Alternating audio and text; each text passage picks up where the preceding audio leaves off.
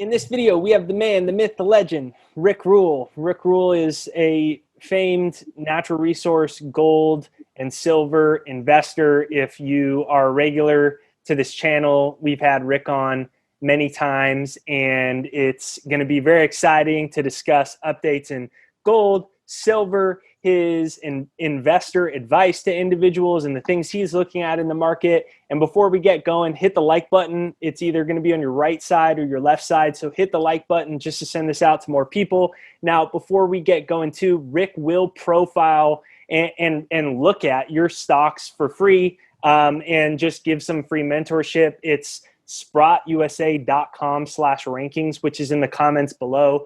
And it's an amazing opportunity to get to learn from Rick. So without further ado, thank you for joining, Rick. Always a pleasure, Jake. Thank you for having me back. I enjoy visiting with you and your audience.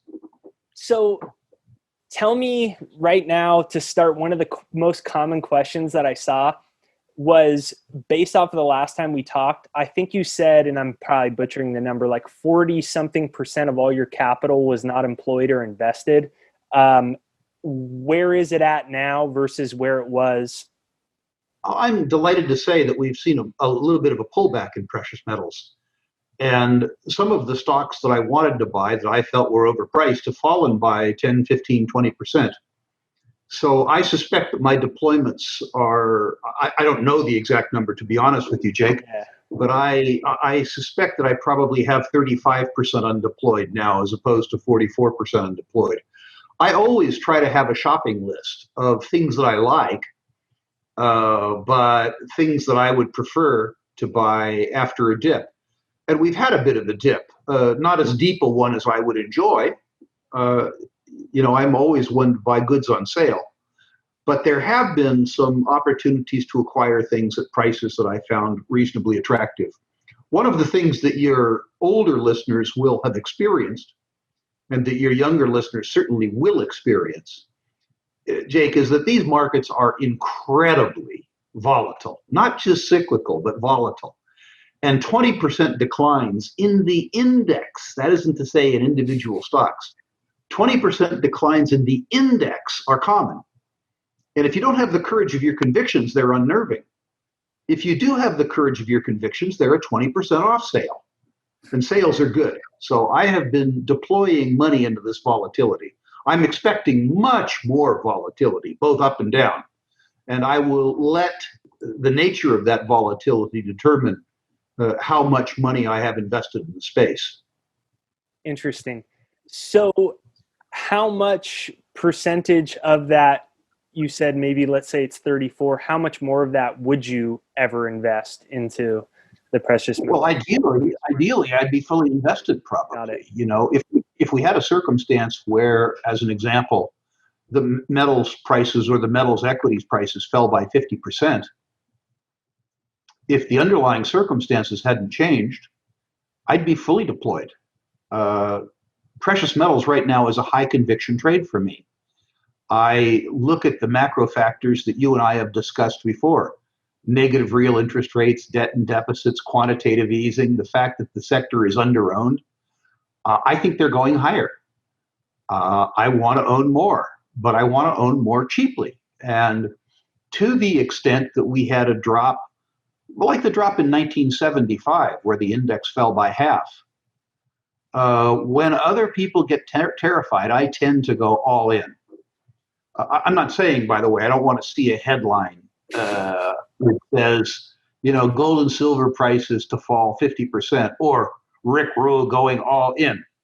But if we have a circumstance where the index fell by half without any of the underlying factors changing, I think the underlying factors are enormously bullish. I think it'd be great. So you clearly haven't changed. You still think there's a further correction in the stock market and the metals and Main Street and Wall Street. You clearly are waiting for a further fall. So to say that you're 50%, then in my head I'm thinking, am I the idiot that's already like pretty much 100% in? I thought those deals were great the last couple of weeks, so like I don't have that much capital left. You're expecting? Well, Jake, in fairness, I'm a lot older than you are. I've been lucky in the past. And so, although for a young man, the amount that you have to invest is large, the amount that I have to invest, both my own and other people's, is larger.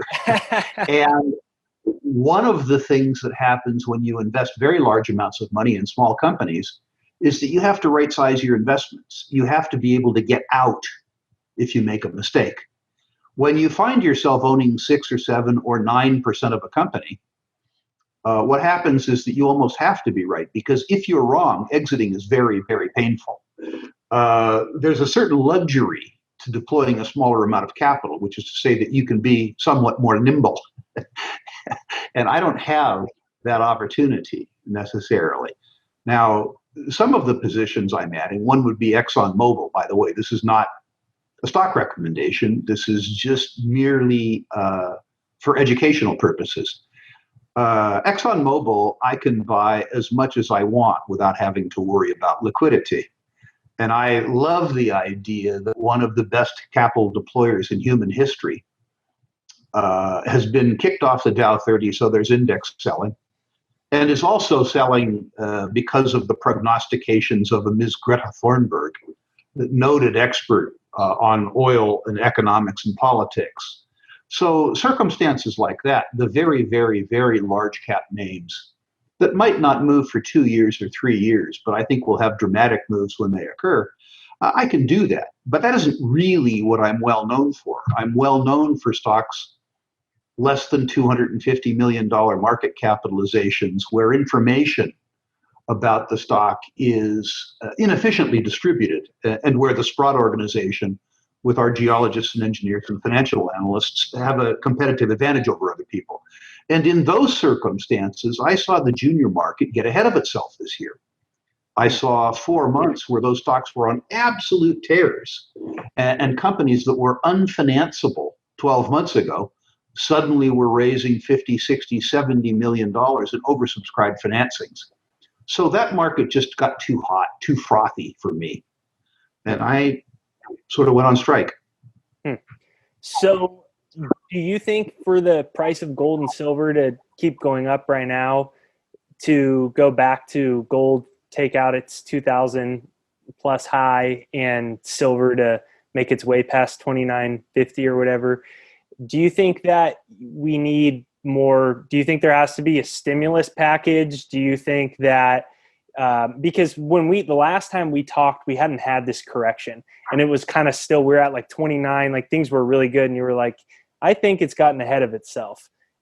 Do you think that it's going to stay in this pattern for a while? What do you think the driving factors are to push it higher in price? I don't think the driving factors have changed at all. The responses of the junior equities were just too hot, you know. But it's worth, for those who didn't see our earlier discussion, it's worthwhile probably describing what I see as the factors that are much, much, much more likely than not to take precious metals prices higher. The first is, of course, quantitative easing. We've had this discussion before. If you did it, it would be called counterfeiting. And you would become a guest of the people in some jail. When Congress does it, it's policy, it's highly popular, and it gets them elected. But quantitative easing, by its very definition, debases the currency. And the debasement of the currency, the erosion of the value of people's savings in US dollars, is what propels gold higher. The second debasement of the currency, aside from quantitative easing, is debt and deficits. Yesterday, I think it was, maybe it was the day before, we went through $27 trillion in on-balance sheet liabilities. People your age, young people, can be forgiven for not understanding what $27 trillion is, because I'm an old fool and I don't understand it either. It's just incomprehensible to me. In 1 month, July, the United States spent $850 billion more than it took in. That's in 1 month. That exceeds the deficit that was run up from the founding of the Republic in the 1700s till the year 2000. In other words, we did more damage in 1 month than we had done in 200 years of recorded history before that. But that isn't the half of it. There's now over $150 trillion in off-balance sheet liabilities, Medicare, Medicaid, Social Security, all the stuff that I get, an old guy gets, and a young guy has to pay for. That's bad for the dollar, it's bad for the economy, it's bad for society, but it's great for gold and silver. And then the crowning idiocy, which is to say negative real interest rates. The idea that savers, the people who contribute the capital for the improvement of mankind, get penalized for savings. This is the height of idiocy. Gold competes with many investments, but in particular, it competes with so-called safe haven investments. And the traditional benchmark safe haven investment is the US 10-year Treasury. The US 10-year Treasury yields 60 basis points in a currency that's depreciating by 1.6% a year, where the guarantor, the US government, is almost $190 trillion upside down. To reiterate again, my friend Jim Grant describes the US 10-year Treasury as return-free risk. So gold is competing with return-free risk, which is, of course, a competition that it can win. The fourth thing is that precious metals are under-owned. Precious metals and precious metals investments, for people who have sat through our earlier videos, this will be a boring dissertation. But for those who haven't, it's a must listen. Precious metals and precious metals related equities comprise less than 0.5% of the savings and investment assets in the United States, while the 3-decade mean is between 1.5% and 2%. If negative real interest rates, quantitative easing, and debt and deficits have any impact at all, I'm not suggesting that they'll replace the dollar. What I'm suggesting is that precious metals and precious metals related assets will at least grow to their 3-decade mean, which is to say that investment demand for them will triple or quadruple. Finally, the institutional investor. There's about $100 trillion invested by institutions worldwide. And the sort of benchmark strategy has always been 60% equity, 40% debt. As the economy slows, borrowing falters, interest rates fall, and so the capitalized value of bonds increases. They're a wonderful natural hedge against stocks in periods of positive interest rates. But we don't have positive interest rates. Bonds aren't assets anymore. They're liabilities. If you're a long-term pension fund and you're being paid 60 basis points in a currency that's depreciating by 1.6% a year, you're almost guaranteeing that your pensioners are going to see an erosion of their living standards over time. And as the 40% of traditional investments that institutional investors have harbored in bonds begins to understand what's happening to the value of that investment, some small percentage of that is going to find its way into precious metals. It's almost certain that there will be a new safe harbor investment for a sliver of that $40 trillion institutional endowment. So for all those reasons, gold and silver, I think precious metals and precious metals investments are going higher. It doesn't mean that they're going higher this month or next month or the month after. It means for 2 years or 3 years or 4 years, they're going higher, and in my opinion, much higher. Jake, you should ask your listeners whether they believe, particularly your younger listeners who need to think about this themselves, you need to ask them whether they believe that a new administration, either a Biden administration or a Trump administration, has the political room or will to stop quantitative easing. They need to ask themselves whether debt and deficits will cease to be a problem, and if so, when it'll cease to be a problem. They need to ask themselves when artificially low interest rates will end and a free market and interest rates will take hold. My suspicion, as an example, is that if we had free market interest rates, the interest rate on the US 10-year Treasury would rise from 60 basis points to 350 basis points or 375 basis points, which would mean that the 30-year fixed mortgage would rise from its current 3 and change to something like 5 and change or early sixes. that would be difficult, to say the least, for the housing industry. And so from my own point of view, if young people ask themselves, when the circumstances that are good for gold are likely to change, then they'll have a sense of whether they should be in gold or silver for the long term. Amazing. What happens next? I don't know. I mean, I really don't know.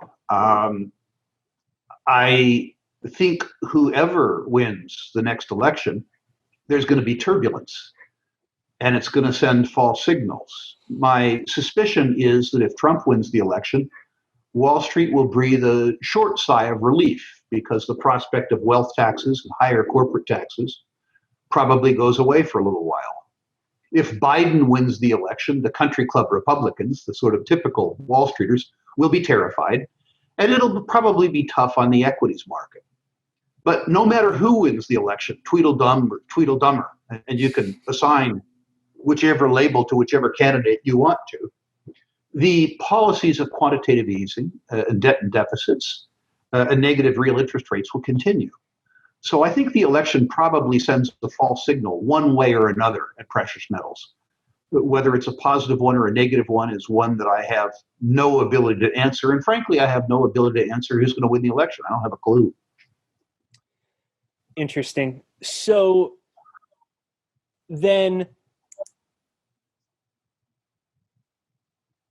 man, that's really interesting. And it's a super true statement. So let me ask you then, macro view. Do you think that outside of gold and silver, we always talk about investing, what do you think about like digital dollar and how far people say interest rates are going to, go so negative? Well, they'll ban cash, we'll be on a digital dollar, money can be pulled out of people's accounts. Do you think that's where we're going? And then people get money sent to them every month and it has an expiration date, and it pulls out of the account, and it's attached to a Fed wallet? And I'm sure a lot of people have asked you about it. And what do you think about where all that?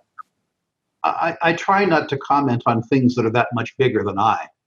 I don't understand technology well enough to comment on the range of digital responses. I have a suitably low opinion of the ethics and morality of government people. So the idea that with the keystroke your money could be theirs is something that's probably very, very appealing to them. I mean, I can understand how a cashless society where they could accord you what they believed to be your fair share, depending on how you voted, depending on your social score, I could see how that would be extremely attractive to the big thinkers. But I'm not, this isn't anything that I'm forecasting. It's a bigger subject than my hope is, and this is only half in jest, with something like 400 million firearms in private circulation in the United States, that the big thinkers would find a safer way to steal your wealth than to be so overt. As I say, I'm half in jest with that remark. Winston Churchill once said about Americans that they always do the right thing after they've exhausted all of the other options. And my hope is, at some point in time, society regains its sobriety and begins to understand that it isn't collective idiocy that built the United States, but rather individual creativity and responsibility. Sorry for the editorial. But my hope is that the set of circumstances that you describe wouldn't be allowed to occur because the American people, not the Democrats or the Republicans, decided that what's theirs is theirs. Yeah, I normally don't ask you that type of stuff. And I know that your response is kind of always, I don't know, and you seem to keep your time and energy focused on the one thing that you can kind of control, which is your investments and your wealth and your job with Sprott. And so I never really asked you, but I was just curious, obviously I explored that more with your good friend, Doug Casey. But I was just curious what you thought. And I noticed Can I be honest? I notice you're always so like everything. You're like the one gold and silver guy that's never seems to be pessimistic about the future. You're like, the future will be great. And everyone else isn't. And, you know, Doug isn't. And I noticed you are, we discussed it a little bit more. Are you less optimistic than you were before? Are you, how are you handling everything that's happening? Are you just trying to focus on the one thing you can control and get away from society and politics and the things you can't control and focus on your value to society with your investments? How are you dealing with it, and what do you think about it all? I've, Jake, I've now been around for a long time, and I've learned that there's a futility to pessimism. That the ascent of man, while it's had some pretty dramatic breaks, has continued. All through my life, there have been circumstances that occurred that scared me and caused me to be near-term pessimistic. Certainly the Vietnam War was one of those. The beginnings, well, not the beginnings, but the first major betrayal of the American people by the elites. Probably something that shaped me socially and politically more than anything else. The idea that Democrats and Republicans eager to secure their place in history would send a whole bunch of young Americans to some place that most of them couldn't spell to kill people who had done them no harm. But, we got through it. The social disturbances of the 60s and early 70s, which make the current social disturbances, look really like a pimple on an elephant's behind. Debt and deficits. My grandfather experienced the Great Depression, World War II, and yet we emerge from all of them. And I have a belief that it's likely that we have a reset of some sort, not the reset that the gold bugs talk about, where we go on a gold standard or something like that. But, about every 10 years, there's an unforeseen circumstance that causes major financial difficulties.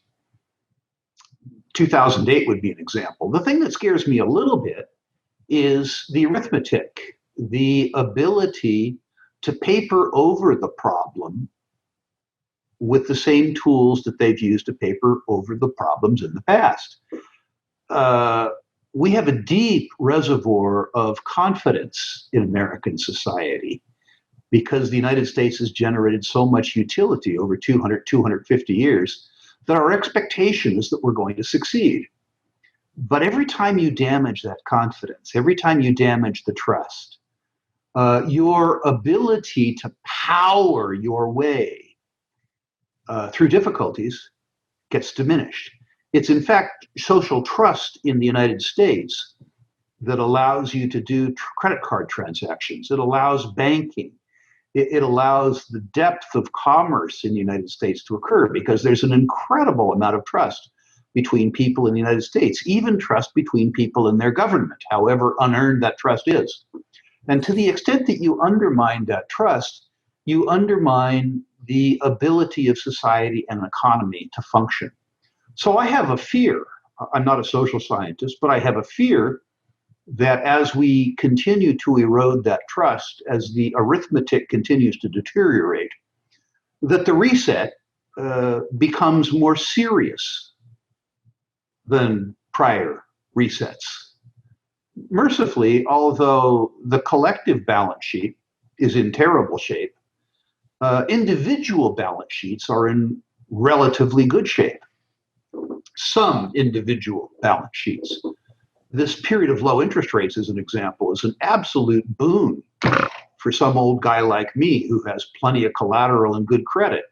What it really means is that savers are subsidizing me. They're lending me money at stupidly low rates, and they're paying me stupidly high multiples for commercial real estate when I go to sell it. And so perhaps my own feelings that society will be resilient is more a function of my own experience. But I'll tell you as an example, when I was a young man, I couldn't spell libertarian. I didn't know what one was. Now there's an organization, Students for Liberty, with almost 160,000 student members worldwide. There is 160,000 young people now that believe in freedom and liberty and individual initiative. And that number has to have increased 1,000-fold since I was their age. So I feel very, very optimistic in the 10 to 15 year term, substantially less optimistic in the 3 to 5 year term. Okay, so let's talk then about individual initiative and back to, what you're so good at and what can help all of us most. So someone like me, I can say I'm not that optimistic over the long term. I think there's a lot of cracks, but I bring my attention back and I say, I hope that it appears to be the gold and silver market to someone like myself and a listener like myself that isn't in the financial position, that you're in, that thinks this is an opportunity to accomplish freedom and buy more freedom. And they see it. Someone like me, I'm like, shoot, maybe I could walk away with quite a few extra zeros at the end of my bank account and I could be in a really good position in my early 30s. And there's a lot of people getting excited like that. I guess there's nothing like the gold fever, especially when, it's so much of it more is digital and people can see how much the stocks move. So before investing in gold and silver, what are the things that investors need to know, both right now and overall? Let's talk to the expert about gold stocks and silver stocks. Well, 3 comments. The first thing is, before you invest in gold or gold stocks, invest in your education. Knowledge is a wonderful thing. It can't be taxed or stolen. In my case, some of it's That's been what lost. You think. Well, the product of it can be taxed and stolen, but the knowledge itself can't. I'm just joking. So, there are some books that people need to read. Okay. They absolutely need to read. Economics in One Lesson would be one. I've recommended it on your show before. Right. The Intelligent Investor by Ben Graham. Margin of Safety by Seth Klarman. Securities Analysis by Ben Graham. And then for those people who really like to read, Human Action by Ludwig von Mises was the most impactful book of my life. So invest in your own education so that you can take the rantings of some fat old bald guy like me and filter them through your own prism. I think that's extremely important. The second thing, if you can, is do what you've done, which is to say invest in your own business. You have an educational platform yourself, and you have a brand yourself that will, through the course of your career, make you more money than your gold and silver will. Once you've invested in your education, once you've invested in your career, in your own business or in some other fashion, then absolutely invest in gold and silver. Gold first as an investment, and then the precious metal stocks, if you can afford to, with what's left. But really, truly in that order. People look for certainty in investing, which is unfortunate because there isn't any. The thing that you have to understand in terms of investing in precious metals and precious metal stocks is that you are investing or speculating, depending on how you do it, on probabilities. So you need to right size your investments. You, as a young man, smart enough to save, living below your means, generating substantial income from your business, can afford to take more risk. So think about an amount of money that if you invest, you could afford to lose 30% of, or if you speculate, that you could afford to lose 70% of. Right size your investments, and then work it pretty hard, because I think the probability is that gold and silver go higher. And history teaches us that when gold and silver go higher, the equity indexes outperform the metals as much as 2.5 to 1. Will it be 2.5 to 1 this time? I don't know. I just said there's no certainties. There's only probabilities. But if you observe the history of prior markets, And as you know, I send your listeners graphs that really depict this. When I say that these things can, not will, can go higher, they can go much, much higher. You need to consider the downside with the upside. I could be wrong. And so you need to consider how much you are able and willing to lose. I happen to agree that somebody in a circumstance like your own, where you're curious, you're willing to work hard, you have money that you can afford to risk, I believe that the probabilities are on your side. And I actually believe that in the next 3 to 5 years, you will add at least 1 zero to the value of your portfolio. My suspicion is at the end of these 3 to 5 years that your personal media franchise, as a consequence of the money that you make yourself and your listeners, will be worth more than your portfolio. You'll be able to put your finger on what your portfolio is worth. It's much more difficult to put your finger on what your brand is worth. But I've noticed in my life, after working for almost 50 years, that my brand is worth a lot. It gives me access to opportunity. And I suspect in your own case that while, as I say, you will likely put a zero on your portfolio, that your personal brand represented by your business will outpace even that portfolio. That's what I'm hoping for.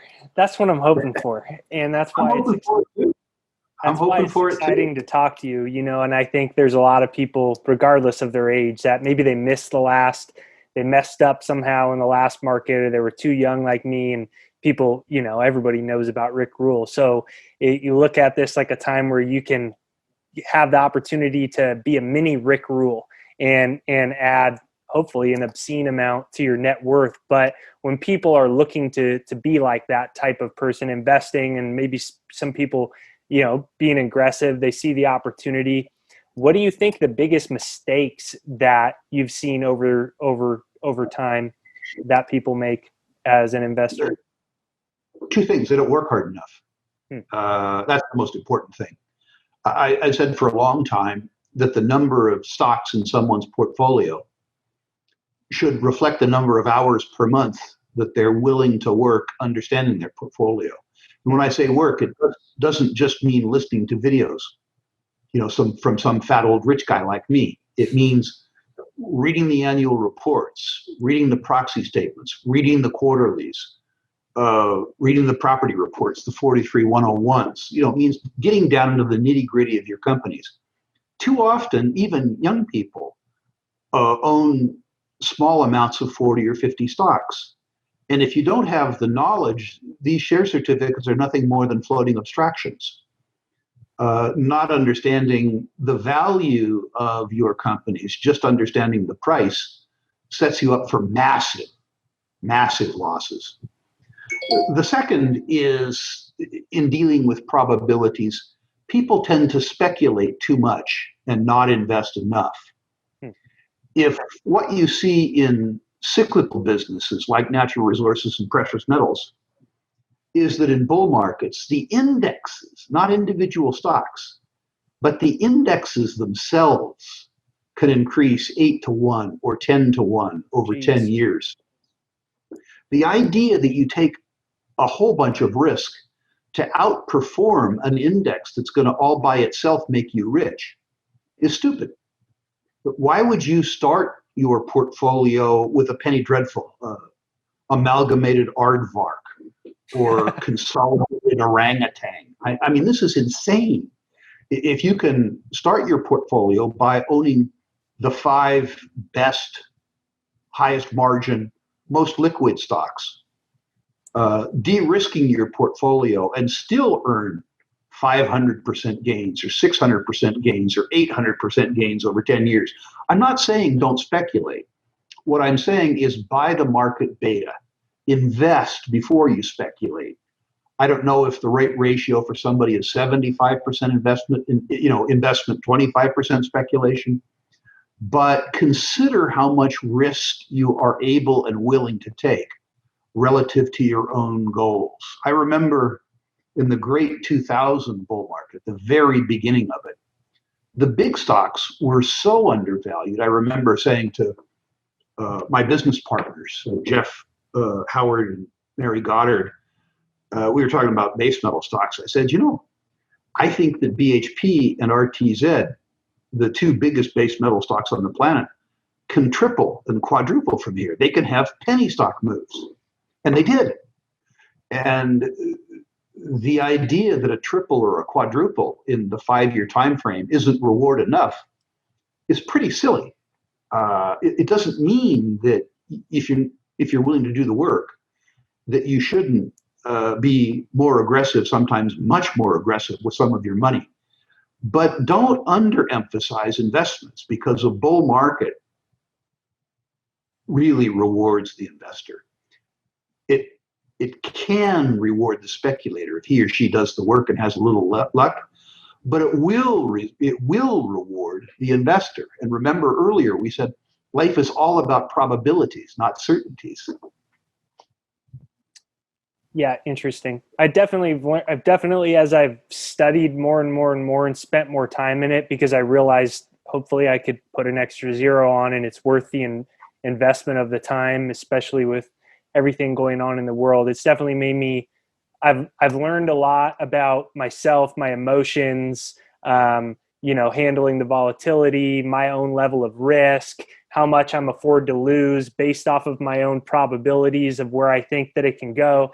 And so I think that's super important. And it seems insignificant when you hear someone really successful, like you say, you kind of want to gloss over that. But then let me ask you, all of my studying and looking, I feel like right now, and I'm just some random basically kid that's invested a lot, so I don't know anywhere near as much as you, but I felt like I got a large position in silver stocks in like March, April during the sell-off, all the best ones, very cheap, and a lot of those had already tripled by now.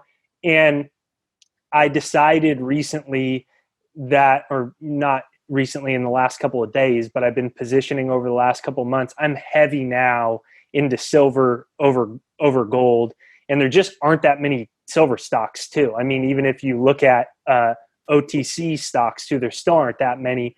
What do you think about investing in silver, and do you think it's stupid of me to be so heavy in silver? How do you weigh between the two of them? What do you think is going to present more opportunities? I know, Eric Sprott, who you know well and have worked with, and, the huge billionaire, legendary investor and stuff, is, buying up like every silver company there is. What do you think of all that? As of right now, and for everybody's records, the call's taking place October 12th. I think the silver stocks are a little overvalued. I have been selling the really small silver stocks, which is to say the silver explorers, fairly aggressively for the last 3 weeks. I have a shopping list because I believe that as gold goes higher, silver will go much higher. I think the stocks will go lower before they go higher because the silver narrative is so attractive that the speculators have, I think, taken the silver stocks farther than they should have gone. I agree with part of Eric's thesis in the longer term. Eric is by nature more aggressive than me, which is, of course, in conjunction with the fact that he's a really smart guy and a courageous guy. Why, he's richer than I am. Eric is really, truly willing to go all in. And when Eric is right, he is kind of right. He's way, way, way right.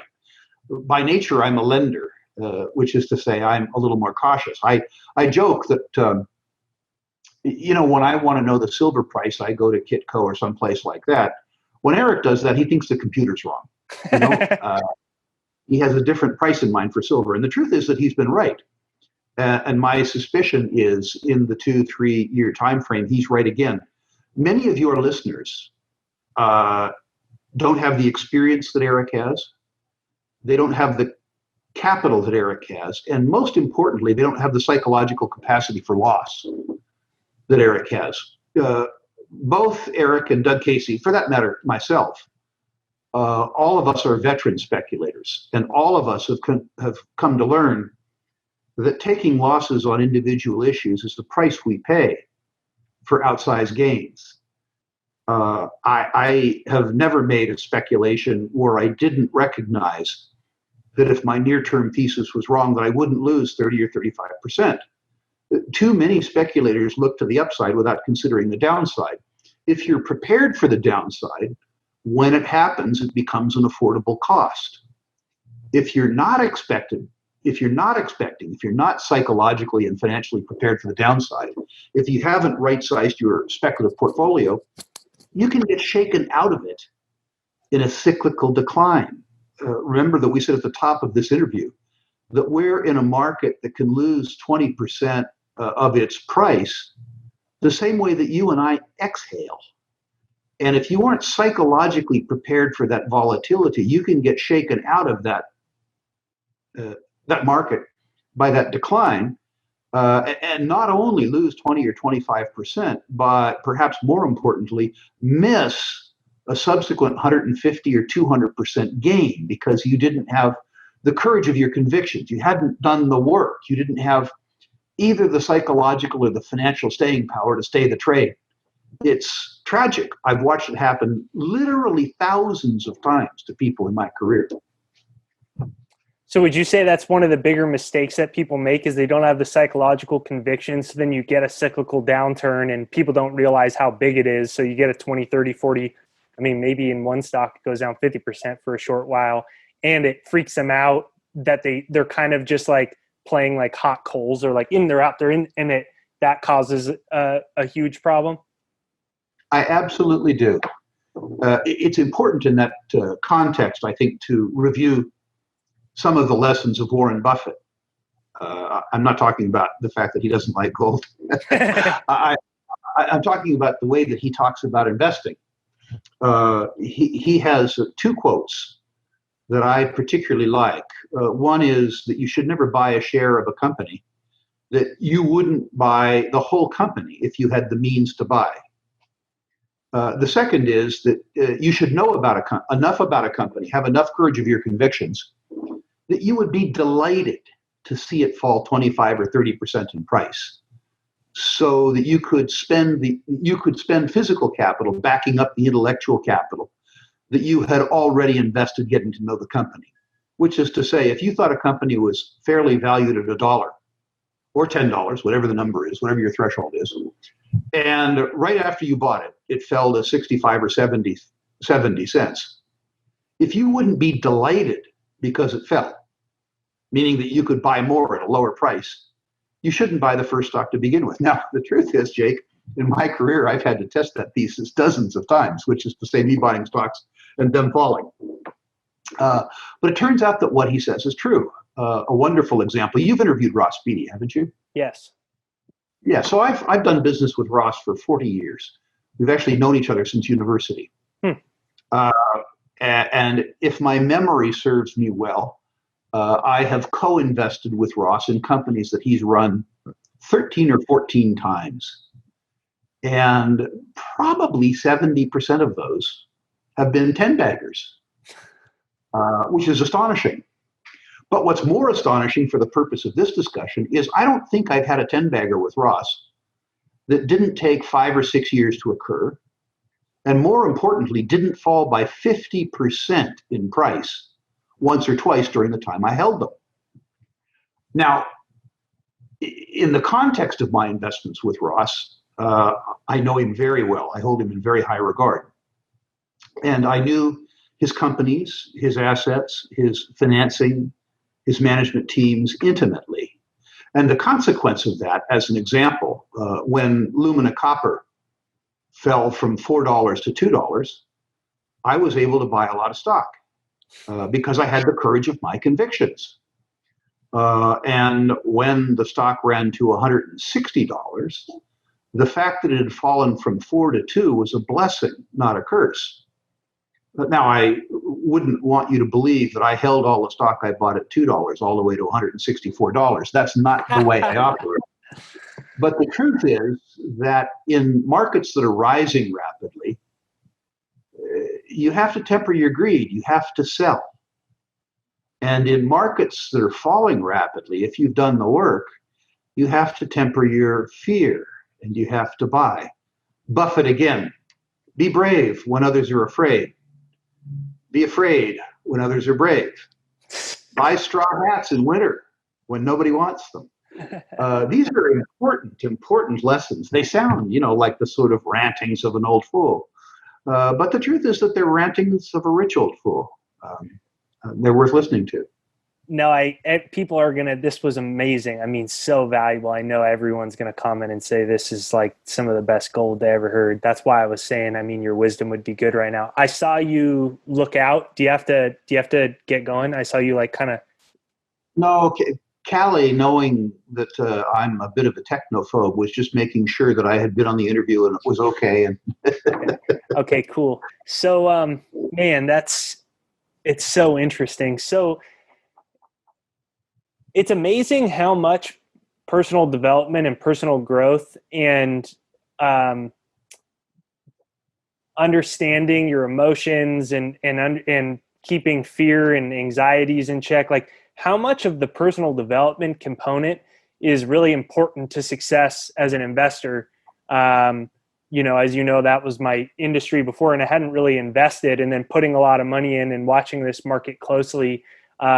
It's been a real crash course. And I feel like every saying that I heard you say before I had ever invested, now I've seen it happen in real life. It's like I need one of those, what would Rick Rule do, that I can just like look at because we're in such a emotionally volatile market. And so I want to ask you, do you expect that volatility that frightens everybody, and you said is probably one of the biggest mistakes investors make, is constantly emotionally reacting to that volatility in both ways? Do you expect that to, as we continue to move up in price, do you still expect like maybe there's some time where silver hits $50 and everyone's like, it's going straight to 100, and then it like goes back to 35 and everyone's like, that's the end of the rally? Do you expect that type of extreme volatility to continue, or do you think it'll stop once Absolutely. I think it'll get exacerbated. We've talked about this in earlier interviews, Jake. The truth is that we all believe ourselves to be, agnostic fact seekers, that we absorb information from all over the world and we interpret it logically and derive logical conclusions, which is bullshit. What we do is we absorb information that supports our existing paradigms and prejudices. We absorb information that makes us comfortable with our beliefs. And the most recent information is the information that's the most important to us, which is to say that we tend to ignore history. And price information becomes more important to people, although it's not especially valuable. Money, as we've said before, is made on the delta between price and value. Price is easy to get hold of. Value is more subjective. It requires more work. What all of that means is that rising prices for precious metals and precious metals equities will reinforce the narrative. If the gold price was to go from, say, 1900 to 3000, the fact that that price rise had occurred would validate the narrative that people had been thinking about, and ironically cause them to buy more. Even as the upside in gold became more limited by its price performance, it would appear to people to be more valuable because they had become more comfortable with it. I know it's odd, but I've watched the interplay of greed and fear on investors' emotions for many, many, many years. That's why we have bear markets. It's why we have bull markets. We've said before on your show that bear markets are the authors of bull markets. Bear markets have no risk. They're when things are cheap. And bull markets are the authors of bear markets. Bull markets are extremely dangerous. That's why I guess it was 2 shows ago that I set some quantitative limits myself. I said, I'm going to revisit my position when gold is no longer under-owned. If gold is at 3 or 3.5%. Precious metals are 3. Skype audio. Oh, you know what? I gotta go. As you can tell, Rick had to leave abruptly. He didn't realize it was the top of an hour, and he had an online meeting and they called him in for it. So no worries, Rick's on every single solitary month. We have a whole series. I'll make an actual playlist of just all of our amazing content with Rick. I thought there were some fantastic things that I can apply to my life and think about in my investments. If you got value from this video and there was something that really stuck out to you, please leave a comment down below. I'd love to know one of the things that spoke to you most. You can also get Rick to review your portfolio for free, which is sprottusa.com/rankings, which is in the description. Rick will review your gold, silver, or natural resources portfolio for free in the description. And if you have a question you want covered on the next time, be sure to actually leave your question down below in the comments if there's something you would like to discuss when we have Rick back on again in a few weeks. So make sure you hit the like button on this side or this side to send this out to more people. If you enjoyed it, leave a comment down below and let me know what you thought of it. Thank you for watching this video, and I hope you got a lot of value out of this, even with an abrupt ending. So thanks.